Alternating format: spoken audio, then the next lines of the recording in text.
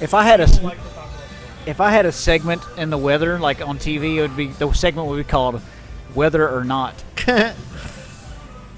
And you would just be I could talk about weather, or maybe I won't. I think you should be super extreme and go 0%, 100%. This is Troy's super extreme forecast. Rain. Yes, or not. Shine. Yeah. Hot. I would say it could be a segment about weather, and sometimes it will not be a segment about weather. You could do extreme temperatures. You could be like real wild with it and be like, it will be 187 degrees tomorrow. And people will be like, oh my God. If you add up all of them in these areas, yeah. If you add them all well, up. we do it by an aggregate. Yeah. Obviously. Look at this thing. Fantastic. They could also have an episode or a segment with Alex Jones. Oh. And he could talk about, which rainwater's making what animal gay now. That's fruity. That's pretty good, yeah. Because the cumulus clouds, if they rain, every beaver around here is going to be gay as hell.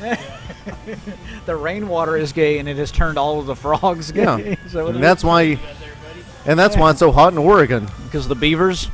The gay beavers. The gay beavers? Yes.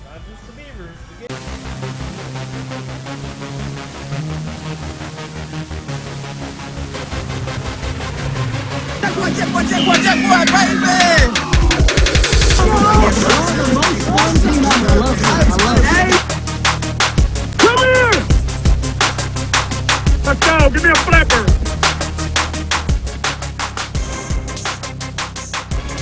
All right. Laser beam focus. Welcome to episode, post 69, 70, some would call it, amateur hour. After 69, it just goes It's downhill. just boring after that. until we get to like 169. Now 69, that's going to be a good show. Are we going to make it that far? It's taken us 6 years to get to 70. Yeah, we'll do a lot at some point. Anyway, so I'm here at... You know what you could do? You could cut these up. Like, each segment is an episode. We'll get up to 100 in the next week. Yeah, maybe not. So I'm here at Little Woodrow's. So I used to call it Lil Woodrow's, but it's Little Woodrow's, recorded. And I am joined by Aaron Ward to my left, Walt to my... Left and a half. And across from me is, well, go ahead. Right to your front is Troy. To my front is Troy. This is our usual position. We like to face each other. Well, yeah. That's how you know that you're a good couple. Yes. Anyway. Eye contact is key. Constantly. Whole time. Never moving. Yeah. Never wavering. That's going to be on the back of some shirts this year, like never wavering. Never wavering eye contact. It's a good fantasy football team name. Is it? That's not at all. I don't like that one. So, what was the one earlier? What was it? The meat sweats. As he's sucking down.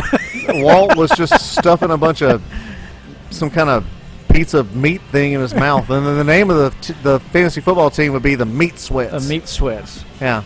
The Lily Meat Sweats. It would be better than a lot of flag football team names we've had. I looked back at these today. There was one called Nightmare, and I was like, yeah, that was a nightmare. Nightmare, It was terrible.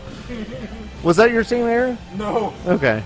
Sorry. If there's a bad team, we always look to Aaron. Was that the team that was at some point the Publishers? Yes. Okay. Nightmare was the Publishers. Yeah. Autocorrect. The Punishers autocorrect the Publishers. No matter what. It was when they lost their quarterback. That's when they became the Nightmare. Oh. A worse version of the Punishers. A worse version of the Punishers. Man.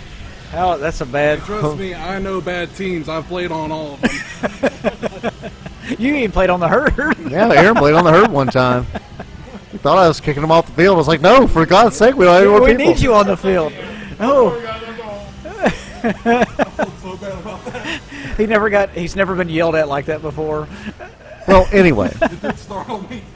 So, today, we have all discussed here at Little Woodrow's what we're going to do about the Fall League and the Summer Tournament. Football is coming, I guess, 6 now. 6. So, football is coming 6 will be played on August 14th and 15th. August 14th and 15th, so mark your calendars for that. We'll have a 2-day tournament. I think, Walt, max number of teams? What do you think? I don't know, 8 to 10. I think 10. Walt says 8. I think 8's a good number. Yeah, 8's a really good, easy number, so we'll probably limit it to 8. So if y'all want to sign up, unless you're really sexy, we may stretch you out. We'll go ahead and sign up as soon as you can, and we'll try to fit you in. But we want to limit it to 8 because it's really hot in August, and we don't want to be out there and like cause people to have heat stroke. So once we put up on the website, please sign up as soon as possible if y'all want to play. It's going to be $200 a team, and everybody will be guaranteed at least 2 games. We don't know if it'll be double elimination or what yet, but you'll get at least 2 games. Then the Fall League, which will be SCTXFL 6 because we missed one last year. Yes, we did. We're getting back on track. Yeah. The Fall League's going to start September 26th, I believe. So the last Sunday in September. Yes. Last Sunday in September, we'll start the Fall League. We don't have prices for that yet, but it's going to be at least 9 or 10 weeks, and you'll get your money's worth, and we'll have a good time. So just be on the lookout for that, and we look forward to seeing you all playing because, well, that's the whole point of this whole thing. And we will do the First Responders Tournament in November as well. We're scheduled to do that in November. We'll do that on a Saturday during the middle of our season. We want to do the First Responders Tournament in November, so it'll be a little bit cooler. We'll do it on a Saturday so more people can come out and hang out and have a good time. It'll be easy and fun, and I hope a lot of y'all come out for that because it's people that don't usually actually play sports playing sports. Yeah, like I've always said, every time we talk about it, it's my favorite event that we put on, just because we do get a pretty good turnout of fans too. Yeah, and it's watching the guys play. It's all the different groups from around the community. It's fun to watch. All right, so now that the housekeeping is over, Jacob Dilks can turn off his radio and I guess turn on his nightlight and start reading what was like a playbook. He reads playbooks. The 1982 Dolphins playbook with Ray Finkel kicking. He didn't come on until '84, I think. Oh, sorry. Yeah. I get confused. Yeah. The Laces out guy. Laces, yeah. Yeah, that was Ace Ventura. Yeah. He was a real kicker. Ray Finkel was? Google. Really? Oh, okay. Well, anyway, so as part of the continuing series on how to make a good flag football team, last time we had a podcast, we did death. Yes, it was about how to not make a good flag football dead team. flag football teams. So this time I made a list of, I guess you would call them life. So surviving flag football teams over the years, and the list is very short. I avoided talking about teams that only played in other leagues because I don't think anybody listening to this would even know who they were. So we'll just talk about the teams that have played in the SCTX FFL. Okay. So I'm going to read them off, and then we'll kind of talk about them one at a time, what made them last. I put on here Takeover, which is, to me, essentially the 409 boys. So just think of them as the same thing. Expendables, the Herd, Squad, Showstoppers, Jack Boys, Spartans. I know the Spartans are not a team anymore, but they lasted, I thought, a very long time, so they deserve a survivor status. Okay.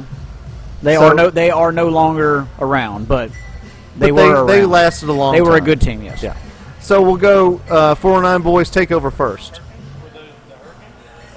Well, the Hurricanes, Walt asked if they were the Hurricanes. The Spartans were some people from Hurricanes, but it was a lot of guys. It was like Chris Bronson's kind of thing. Yeah. They had Feature and... Chris Bronson's takeover. Yes, it was Chris Bronson's takeover. So it did originate with the Hurricanes, which is kind of the same as the 409 boys. I didn't put the Hurricanes on the list because they didn't play in our league as the Hurricanes. But... So the first team is the 409 boys Takeover. So what do y'all think made them last? Quarterback play. They always had a quarterback. They had Tootie. Then they had Clint for a while. Then JC. And Clint would always fill in. They have JC. I think they have Bruce now. And Bruce, they have both of them. So I think solid quarterback play. People are always willing to stick with a team that is competitive, and they're pretty much competitive every year. Yeah. I think some of DeAnthony Limerick plays with them. DeAnthony is a good player, but there's a lot of people with the same last names. Yeah. And I think, they're family. Like, it's a lot of people that know each other, and I think that's very important. It's a lot of people that have known each other for a very long time. So I think that they have always had a good quarterback, which is crucial.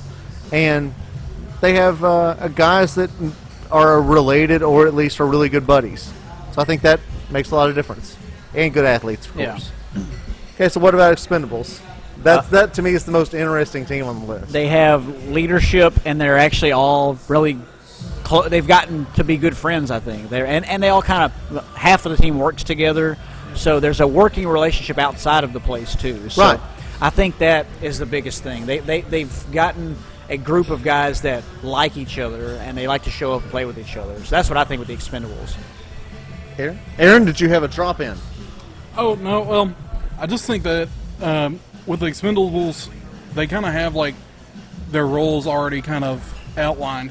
Like everybody kind of knows what they need to be doing. You always see some of the same guys in the same positions every game, and I think that's pretty helpful. I think most of the guys have fun playing with each other, and that leads to a longevity of. They have fun. Yeah, you're right. So if you have fun, and they're competitive, like they are the Achilles heel to the Jack Boys. So they're the opposite teams. They really are. Like they're competitive in that aspect of it, and at any given year, something can go right for them, and they can win the league or win a tournament. So I think that keeps people coming back for more. Sure. I think I play with them for a season, and what I see from them is they know that they're improving each year, and they've improved each year, and they have a goal. Robert has a goal to win a championship, and he knows that it's within reach now. So I think that helps them build as a team when they know they're close and they keep getting better each year. So, yeah, I think Rob Gerard is a mature person. He's not emotional. He's not, overly upset about stuff. He keeps things in perspective. Like even this business of having Trey Green and Andrew Allen playing quarterback is smart. Because while I would really prefer one, because it's hard to me to have one quarterback or have two quarterbacks, Rob understands that one of these guys might not show up. Everybody has employment; they have to work. Somebody might have anything else to do. It's really smart to keep more than one quarterback. We'll get to this later with this Walt Durham thing later.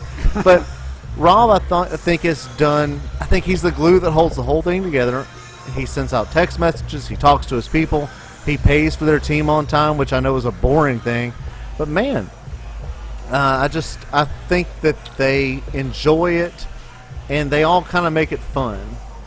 Because Chris Gutierrez is one of my favorite SETXFL characters. He's played forever, and he always has fun.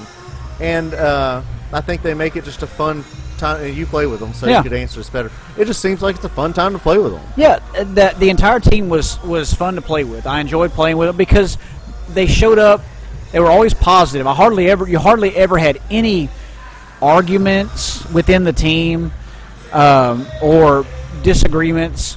You show up, whoever's going to play here, I'll play here. I'll do this. And watching them go back to the very beginning. They were terrible. They couldn't win a game. They were terrible. And look how much they were in the championship last season. So they've grown. And they've beaten the Jack Boys. All these teams you're showing here, they've either been good for a long time, they've hardly ever been bad. They're the only team that has started bad and has grown through it.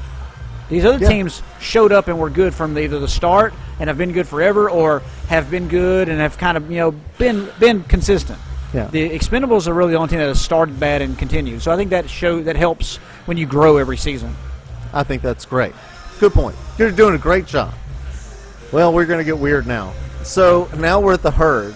Okay. I would like to just have Walt and Aaron talk about what they think. Like, why do you think we last? And you can say because I'm a total asshole.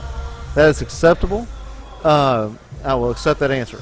So, Walt, what do you think? What gave the herd its longevity? Well, I think having consistency at quarterback with Wilson, helped a lot because nobody wants to go play for a team that doesn't have a quarterback.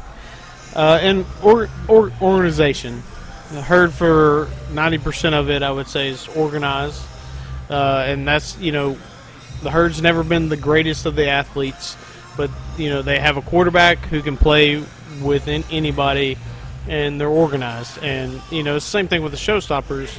You might not have the greatest athletes on the field, but you're organized and you know what you're doing. And winning games, for the most part, keeps the team alive. I think you pretty much stole everything that I was going to say. I mean, organization and chemistry go a long way.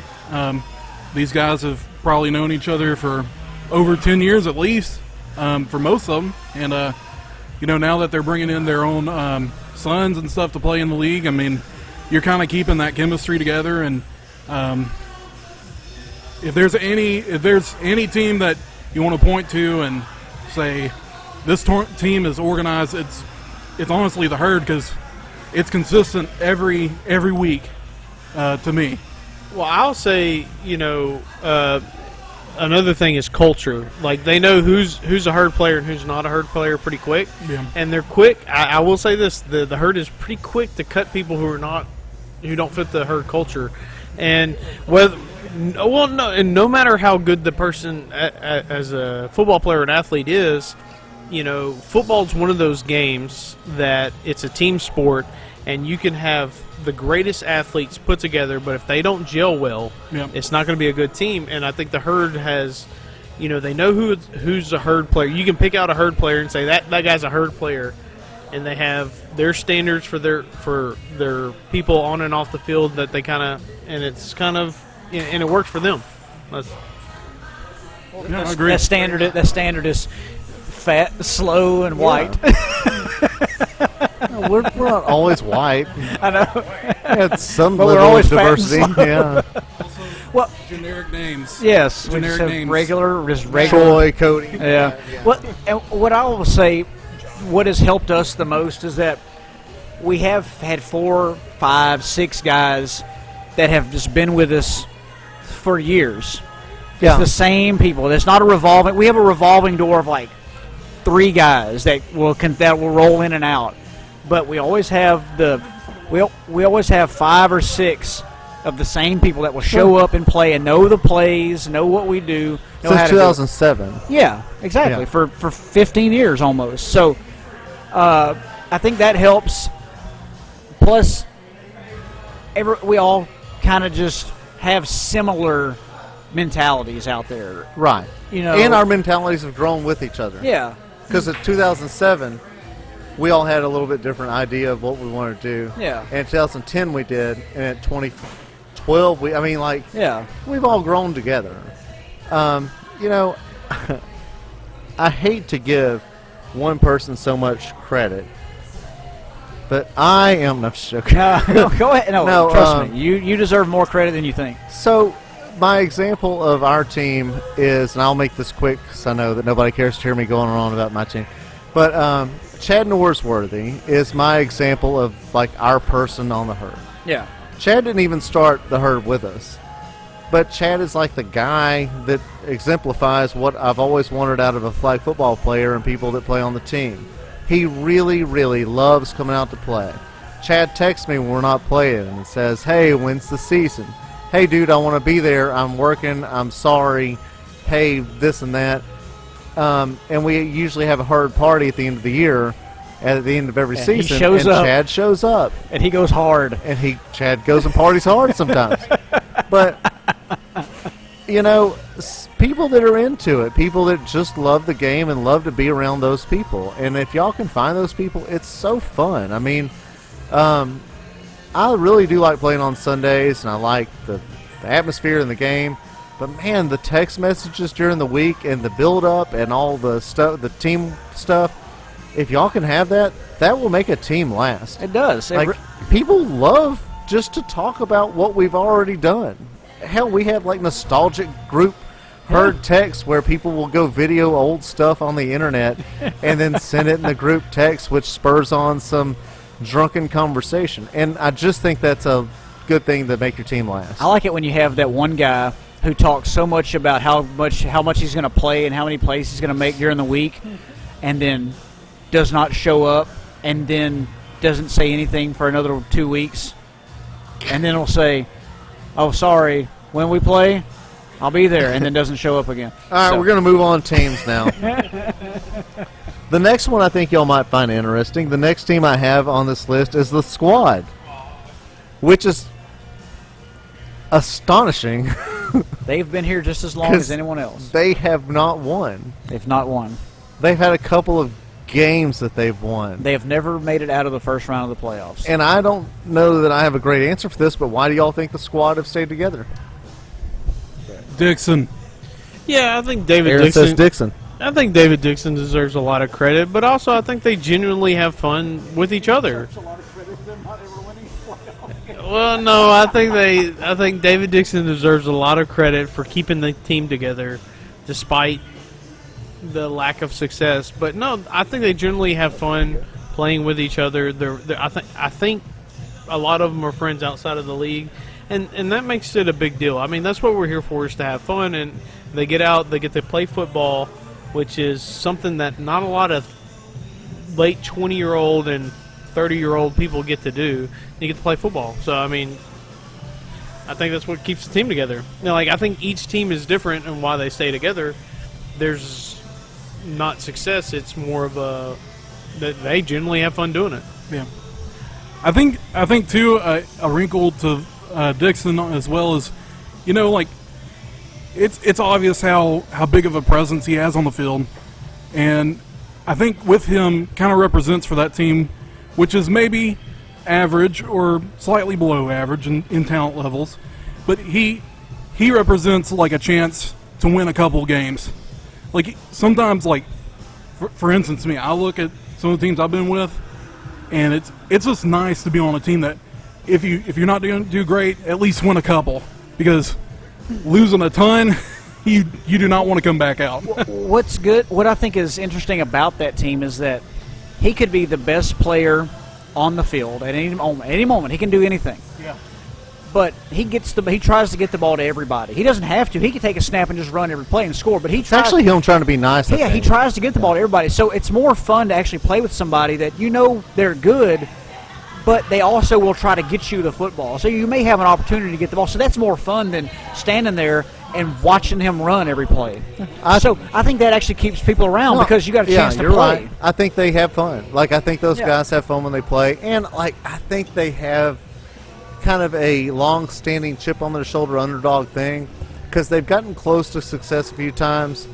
And I think when they won games, like how they get so happy. How big was the atmosphere when they would win a game? Oh, it's great. It got really cool. Yeah, like it was interesting because, like, hey, they may be turning the corner. Like if I could, well, other than the Herd, so let's say the Herd doesn't exist. If I could make a team win a championship, I would make the squad win a championship. I think, well, no, the Expendables first. That's because it's a thing with me. But I know. Let's say they didn't exist either. So third place team. Yeah. I think it would be so fun if they won. It would be like they would be so happy, like they'd lose their minds. Yeah. Because it means a lot to them, and I like that it means a lot to them. So I think that they have these guys that are dedicated.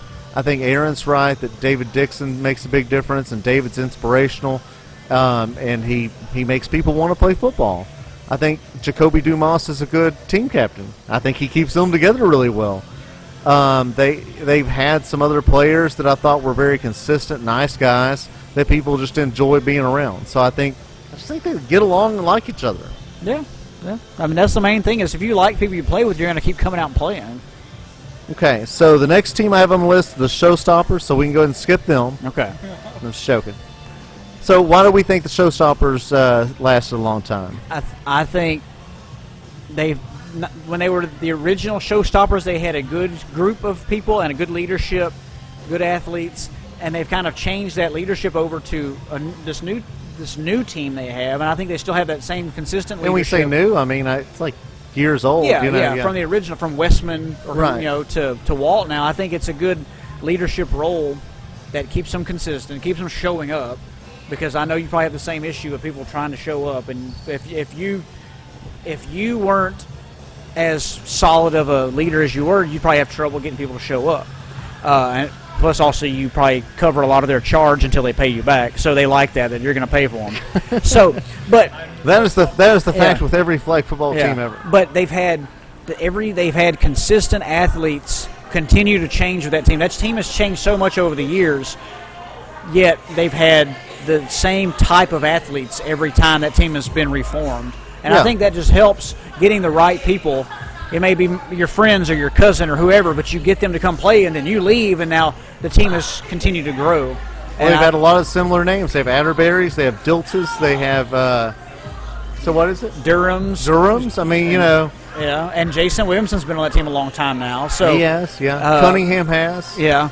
So, I mean, those are guys that have been around a long time. I think it's just that longevity of having good leadership that will point you in the right direction and get even Jake. I consider him a leader of that team, even though he hasn't played Jake in several is a years. leader, absolutely. But having that, knowing that you have the good quarterback, that makes you want to show up. When you go a guy that's going to throw you and get you open and get you the ball, that makes you want to show up. And this team has more quarterbacks than any team that's ever really existed. So, they do have the softest, mentally softest guys ever, but they do have a consistent football team. Walt, I think you should say why your team has lasted so long. Well, see, a lot of people don't realize that the Showstoppers been together since 04, 03. I had it on the. I've had it. Yeah, I put it on a jersey a while back, and to me that says a lot. Like that's like the one thing that I'm like the most proud of. I've only played. I think this will be my 10th year. Yeah. So like I've only played for the Showstoppers for 10 years, and to say that I've only played for 10 years is a really cool thing, because I think the Showstoppers have been around for close to 20. But I think the genuine love of the game. Like between the group, you were talking about group text messages earlier. You know, our group text messages are like people who like actually like watch the game, the videos, watching film, and like generally want to kick the other team's butt, and you know, I mean, just who generally love to be competitive. And still at this age, a lot of us are getting older. A lot of us are 35 now, which is like a, you know, that's that close age to where you either going to like cripple yourself out there, or you can still be competitive. And I did the cripple myself. Yeah, a lot of us have, and it's like, you know, it's sad to see. Like my cousin, who's 34, will never play again because he had a traumatic injury out there, and you know, and life and jobs are more important than flag football, obviously. But you know, he was genuinely. He was genuinely, though, he loved the game, loved to be out there, and so, yeah, Terrence, good sport about it.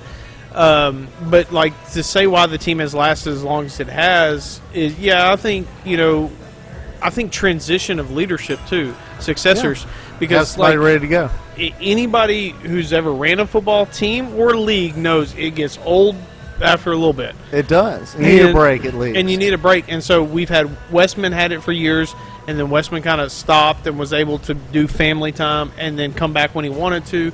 Dilts picked it up from there because Dilts was like the immediate successor. He was the veteran. He was a cousin of Westman, and then Dilts was like, okay, I'm tired. Walt, you know, you're responsible enough. You can take over. And you know, I think that says a lot, because if you can have successors like that, I think it makes it easier to last 20 years. Yeah. Aaron, anything on little known fact about Chris Westman, he has a championship with the Cones back in 2004. I don't know who that is. Aaron, do you have anything for Showstopper stuff? I don't really have anything much to add, but playing against them, I feel like they're one of the more consistent teams as far as gameplay. Like if you throw a ball to somebody, someone's going to be on that person, whoever gets the ball. It's consistent gameplay, pretty much any game that you're playing against them.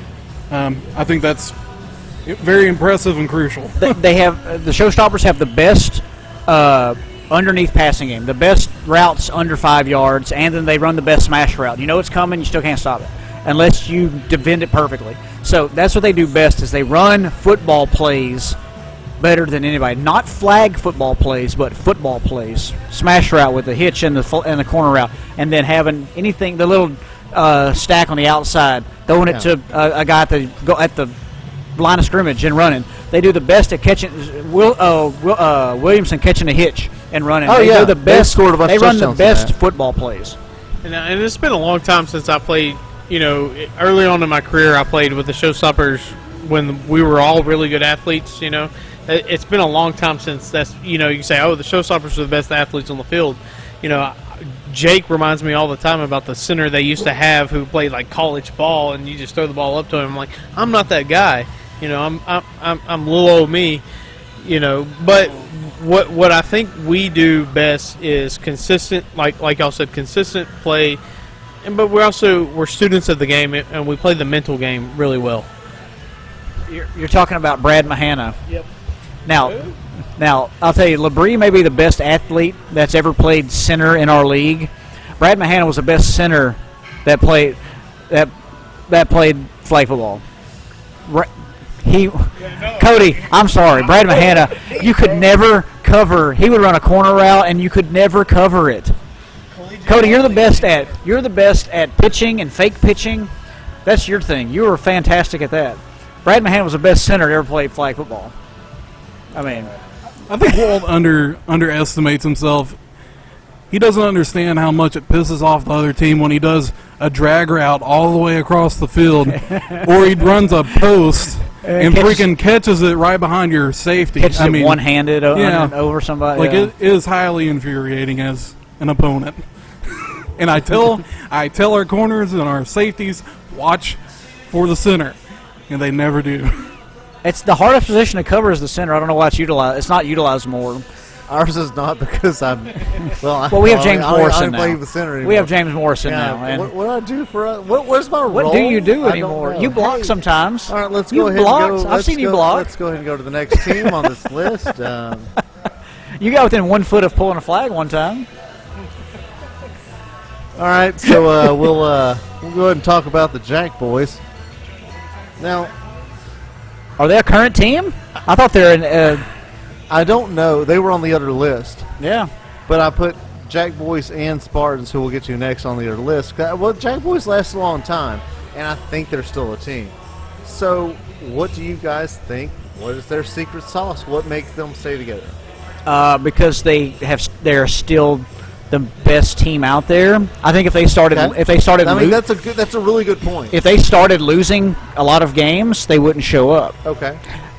I mean, they not in the league. They did just stop showing up in the middle, like they did this time. They lost a game by forfeit because they didn't show. Not enough people showed up, so they said, "Well, I guess we're not going to show up." So I think if they would lost 2 or 3 games early in the season, they would quit in the middle of the season. So that's their mentality. So you just think winning keeps them together? Yeah, okay. Because if they lost, they would quit. They wouldn't finish out the season. That's not their mentality. They'd quit in the middle of the season. I mean, that makes a lot of sense. Yeah.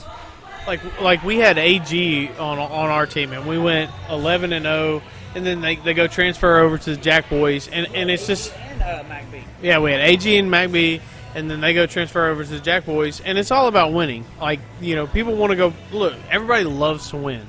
Like, everybody who plays football, we're all competitive people, and it's no secret that Jack Boys win. Now, I do think a lot of them are genuine friends. They're close outside of the game. Oh, I think that makes a big difference for them. But I think, you know, they're able to add the extra pieces, which keeps them going, because they're always ultra competitive. They're always the best team out there, the best athletically. You know, you've got. I would take either one of their quarterbacks, TT or Tone. Like Absolutely. They're good quarterbacks. I did take Tone. Yeah, you did take Tone. And then we killed Tone. You quarterback black hole of a team. I mean, you take everybody. Hell, Wilson's been sniffing at y'all's door for years, just waiting on. We had Wilson. Oh, we had Wilson. Oh, you did. We took Wilson. Oh, yeah, it seems like I forgot that. But Go ahead, keep going. At the end of the day, you know, not talking about the showstoppers, talking about the Jack Boys. Yeah, we're talking about whatever. The Jack Boys, they always have consistent quarterback play. They're consistently competitive, if not the best team on the field every season. Yeah. Even when they don't win, you could argue that they're the best team. They just, Yes. you know, that's why you play the game, because the they best were- team doesn't always They win. were probably the best team in the last league, and they didn't play. The problem is we always pick out the reason why they've lost games. We know why. They didn't show up. They were mad. They were whatever. I mean, That's always the reason why we know they've lost games, not because they got outplayed or anything. Best game in SETX FFL history, I believe, is between the Jack Boys and Spartans. That was because of That's the the best build video, up. too. It was the best build up and lead up. I think it was the best game. Yeah, it was a good game. One of the whenever they played that Texan Live or whatever they're called, what are they called? Texan.com, TexasFlagFootball.com when they lost to them. Yeah, That was fun, and that was a good game. Aaron, do you have a Jack Boys take? Or anecdote? Well, y'all were talking about different times that they were playing and stuff. My favorite moment was one year I was playing with the Storm, and we won. We won against the Jack Boys. There is a small caveat to that. certain team members fought each other during the middle of the game, so they technically forfeited, but we did have the lead. Sorry, guys. I really like most of the Jack boys, but I will take my victories where I can. You got it. That was great. I think y'all are right. But I think the main takeaway from the Jack boys is, God, I hate to always do this with them because I do like those guys, but I think they're a cautionary tale in that it's a zero-sum game. If you don't win the championship, then you don't play.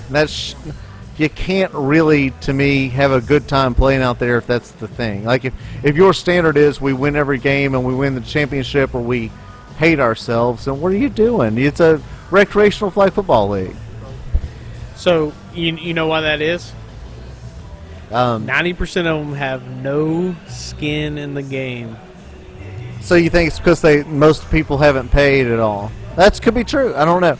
I mean, I don't know what they do. I just think if you look at this team, they could. If you No, look, I got you. We look back at them and think, oh, they're the most dominant team. They've won every year. When we went over the stats, No, they haven't at all. They've only won a few times. They've lost a bunch of times. Sometimes they haven't even made the playoffs because of forfeits because they don't show their asses up. So they're not as dominant as we feel like. I always feel like, God, they just win every game, but they've only been undefeated like once, maybe twice. So No, the only times that they have lost and or not done well is because they forfeited or they had a game where like not very many people showed up.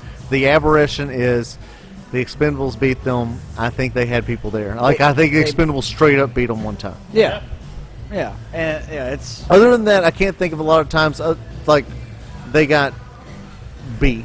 Like the TexanFlagFootball.com beat them on one of those bowls, and I think the Showstoppers beat them in something. Yeah. But other than that, with this Herd almost beat them.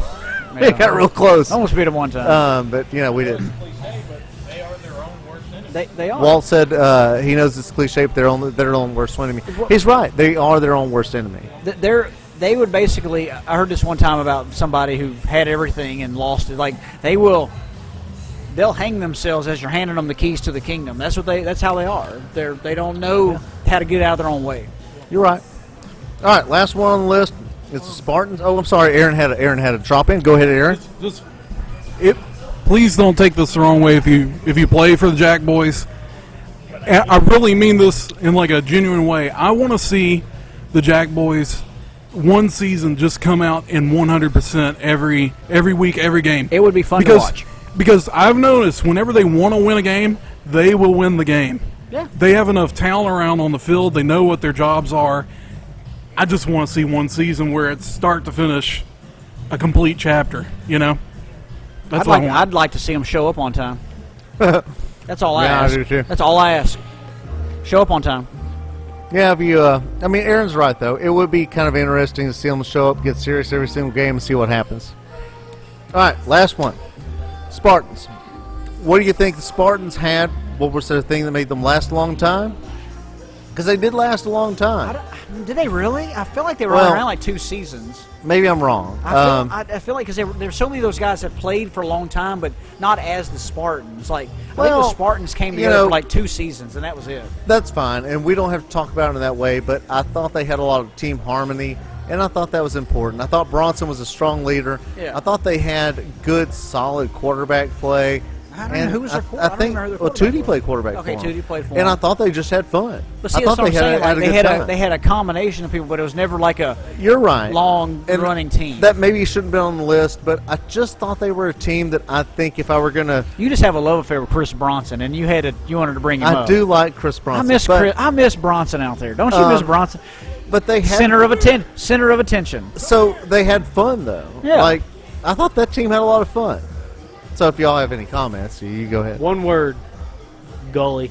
Goalie, okay. Okay, yeah. Aaron, do you have any Spartans comments? I don't really remember too much about the Spartans, but if goalie was on the team, we'll say this. He's a lot faster than he looks. I found out firsthand. Well, like I said, I always enjoyed playing with those guys, and I just thought they were a good flag football team. I know they didn't last as long as everybody on my list, but it's my effing list, so y'all can all eat a dick. So that is all I have for this segment. Now the next segment is going to be pretty good It's going to get whatever. because we have questions, right? I'll come up with some questions. Troy's got some questions. We have a good interview. We have a special celebrity guest that will be on the podcast. Maybe. I can't wait. I just hope I don't get. Is that him tied up outside right now? Yeah, we'll bring him in. Okay. Yeah, he's tied up outside right now, but we'll bring him in. So stay tuned, Cody. His last name Rodriguez. God damn, I can't remember. Cody Rodriguez. Yo. Okay. Stay tuned, Cody. It's not over just yet. This is gonna the Cody Rodriguez segment. Yeah, the next musical segment is Cody Rodriguez segment. Dilts, you can go to bed and read Tractors Monthly. Don't have to listen to this And next the Don Shula nonsense. 1982 playbook. Yeah. Yes. So we'll be right back.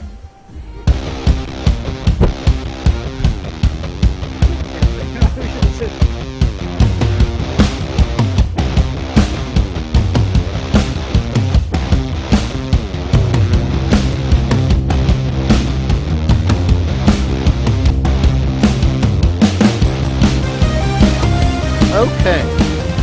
Welcome back. Welcome back. This here segment, this is the segment where Troy asks a question. I just came up with one question. All right, Troy has one question that we'll answer. Okay, because what did we do last? Like 3 or 4 questions last time. You asked me 3 questions, and they had to do with Mississippi and superpowers. That's right. And there was something else. But anyway, that was good. Yeah. So Okay. this time, just what's your question? And we'll all. This is for everybody, not just Cody. Everybody. Of any movie that you have ever seen, or been in, or not been in, but any movie that you've ever seen. I ain't been in not no those, movies. Not those movies. Not those kind of movies. So you know when you do like Pornhub and like the first of it says Pornhub record, so you know it's like. Have you ever just Googled your name in it and see what comes up? I have. Okay. Well, I would encourage people to not do that. Okay. It's not good. Okay. Anyway, of any movie that you've ever seen, what character would you have liked to have played? Okay, so of any movie I've ever seen, which character would I like to play? Maybe not your favorite character, but a character that you could see yourself playing, like that you would say, I want to play that character in that movie. Okay. Do you have an answer to this while I think about it? I sort of, yeah, kind of. You want to go around the table, or you want me to Sure. go first? Do you either of you two have? Okay, I'll go first. So go first. I have had I always thought that Bill the Butcher from Gangs of New York is one of the coolest. You want to be Bill the Butcher? I would love to be Bill Good the Butcher. Lord. What a great character that guy was. He's the You villain. also told me that you're kind of like Baelish from Yeah, Games of I feel Thrones. like I'm. What? Are you gonna kill me one day? Do I need to worry? No, as long as you stay with the Confederation of American Natives, that's all that matters. I like the part in that movie where they're reading the paper and they get people like, oh, the dead rabbits, and then he's like bored and he's like, Yeah, and he just says, Confederation of American Natives. Yeah. What a character! And then his character, Daniel Day-Lewis' character in There Will Be Blood, Daniel Plainview. He's played some of the So wildest people. these I are the love those. characters you want to be in movies. Yeah, not in real life, in the movie. Like that, what a character to play! Like just to get into that character. That is. Have you ever something. seen any of those movies? You never seen either of those movies? Homework. You have homework. So hold on. My question. Walt has a question. So my question is this: is it like, if I was an actor, I would like to be that character, or is it like I would genuinely like to be that guy? What character would you like to be in? What character would you want to be in a movie? Not in real life. Like if you were to play a character in a movie, if you were the actor. Oh, you're the actor. Yes. So you're just acting. You're the not actor. being the real person. You're the actor. What character Oh. would you like to play in a movie? Okay. Now that changes Yeah. it. Thank you very much. That changes it. Yeah, not who you would want to be. What character would you Oh, want to like I'm play in a playing movie? it I want to be on in a movie. screen. I want to be on the screen and Okay, as that so character. you're a bunch of bad guys. Yeah, I think it's more honest. Well, it's hard to tell because I think you might be these people in real life. I am a villain in most of my. Yeah, I'm a villain. Just joking. Okay. Yeah. So, Walt, do you have an actor, like a thing that you would just like to be portrayed as that you think that would be good? See now, like I was leaning like, who would it be cool to be? Like, Right. I was leaning Who would it be towards like, cool to be for like, real? You know, I was thinking like, oh, okay, cool. It'd be like cool to be like, I don't know, Tony Stark or something. You know, screw it. Like, you know, have like, yeah, you know, it'd be cool. It'd cool to be that. But like to play in Right. the movie, I don't know. But I think if I could play who Robert Downey Jr. played in Tropic Thunder, that would be fun. Okay. Oh, that would be fun. That's pretty That good. is like right at the All top. right. I was so close. That is such a good character. Love it. So I think that's kind of like if I could play that, like if I could do that and be a dude playing another dude playing another dude, like I That's would like pretty to do funny. That. Yeah, I like that. That was right at the top. I love that one. All right, Aaron, do you have an answer? I don't know. You can grab that mic. My arm's very I kind of had to shift. Had to shift gears a little bit. I don't know because Troy clarified the question, but I think I'd be suited to like play like Bruce Banner / the Hulk in Avengers. Like, yeah, I see like that. like I'm a pretty calm dude, but it's like the times that I do get mad, I usually overdo it, and then I basically have to apologize. I don't destroy cities, but Okay. yeah. You can though with that. Yeah. Okay, so thank you very much. So I will. No, that was good. I'll give y'all kind of a couple of answers because I don't think many people know about Clive Owen movies. Wasn't he in 300? No, that was Gerard Butler. Didn't we talk about this last time? I feel like we talked about We've this done last this time. several times. I think he's the same guy every time. So Clive Owen was in a movie called Children of Men, and it's like there's a raging gun battle, and he's shoeless because the future and everything sucks, and there's they some don't kind have of shoes in the future? well, it was complicated, but his character was just kind of neat because everything just goes wrong for the guy, and he's just got this cynical attitude, but he finds whatever wonderful thing. By the way, Children of Men, best movie I've ever seen. Now, also, Clive Owen is in another movie called Shoot 'Em Up, where he befriends a lactating prostitute and then saves a baby upside down in a car, and he kills 4 people with carrots. That's another movie that I might be okay with, but I'll try to give a normal one. I think it would be fun to be Vince Vaughn in Average Joe's Dodgeball. In Dodgeball, Okay. I think that would be a good character. I liked that he was unorganized and a mess. And was good at dodgeball? And it was like they had the stupid dodgeball team, and everything's kind of made up and silly. I like that, and I also think Luke Wilson in Old School? Old School. God, what a great character. I thought that was a funny, and I know that Luke Wilson was not like the funniest character in the show, but like I dare anyone to go back and watch the first 2 scenes of Old School. The scene where he comes home to his wife in the threesome, and then the wedding scene right after, and try not to laugh your But it ass was off. like- it is great, and he's perfect in that movie. He's perfect in that movie. he's like such a good-natured guy. Yeah. He's like doing his best. He's like, I guess, Yeah. Aaron, did you have a drop in? Aaron has a drop I have in. a quick drop in. That's what Okay. she said. I can't remember what show it was, but it was on Spike, and it was featuring like L.A. County sheriffs or whatever, and there's this one scene where this guy comes out and he goes, "I'm new boot goofing," and he jumps up and he clicks his boots together like white That boots. was Reno 911. Yes, that reminds me of Cody. He would do something like You're that. Dangle?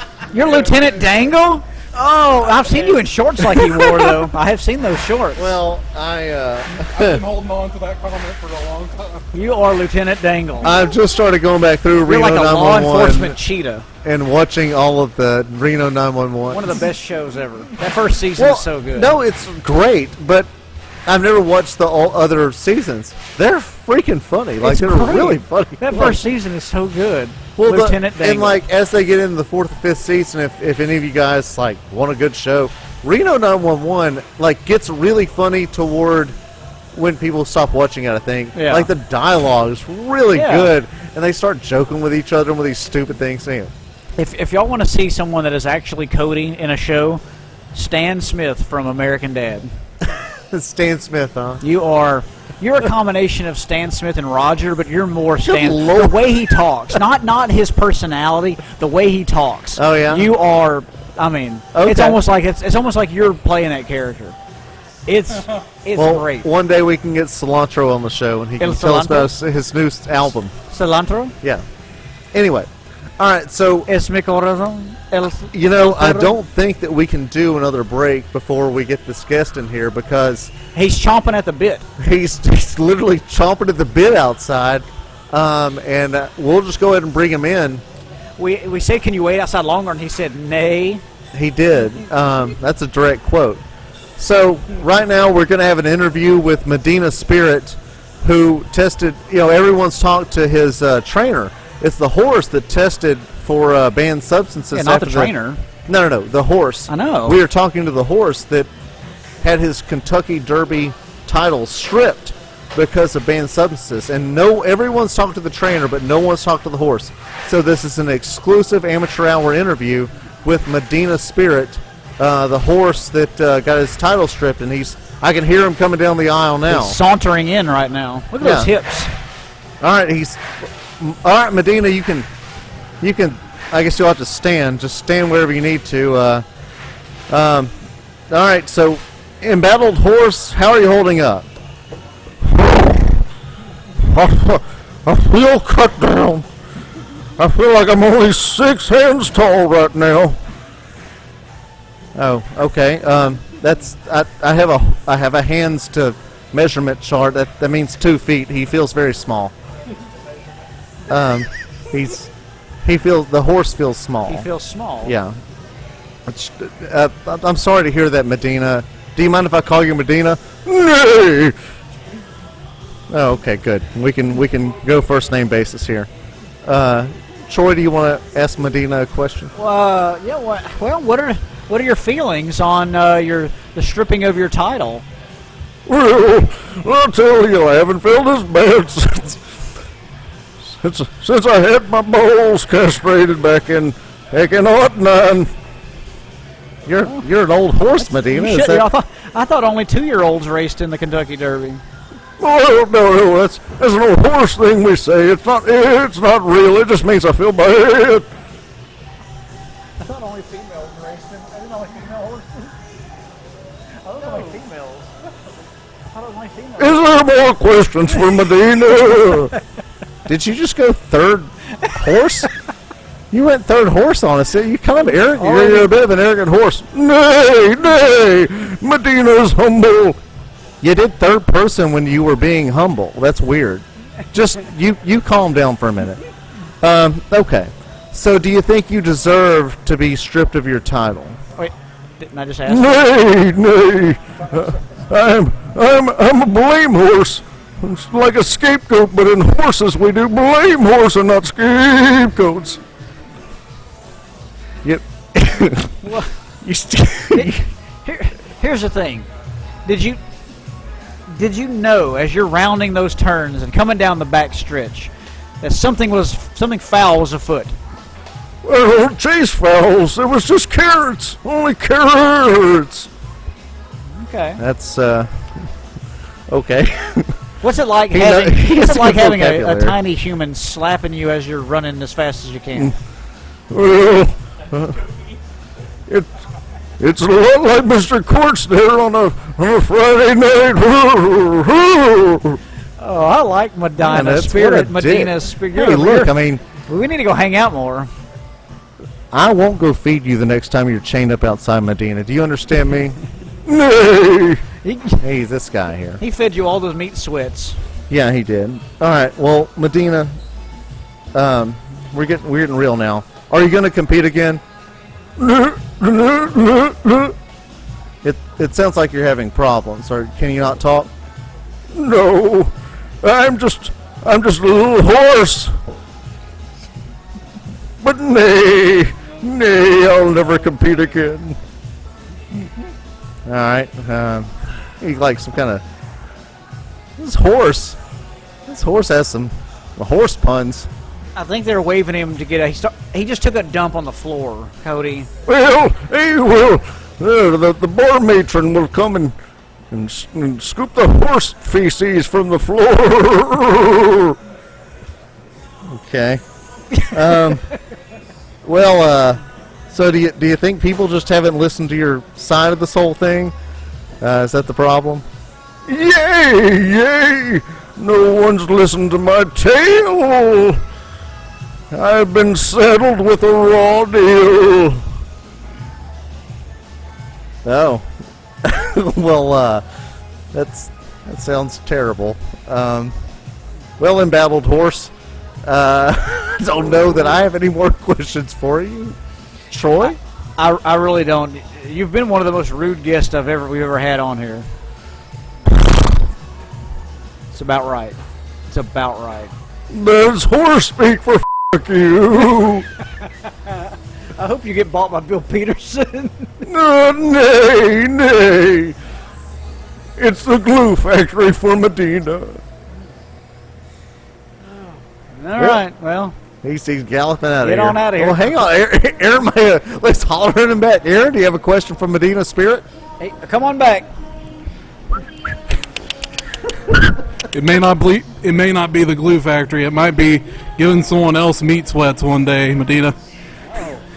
That was it. You just got shit talk as you're on your way back. Now get back out of there. Get out. He just reared. Yeah, you. That's what he sounds like when he rears a little bit. Fit through the door. You're a fat horse. Get out.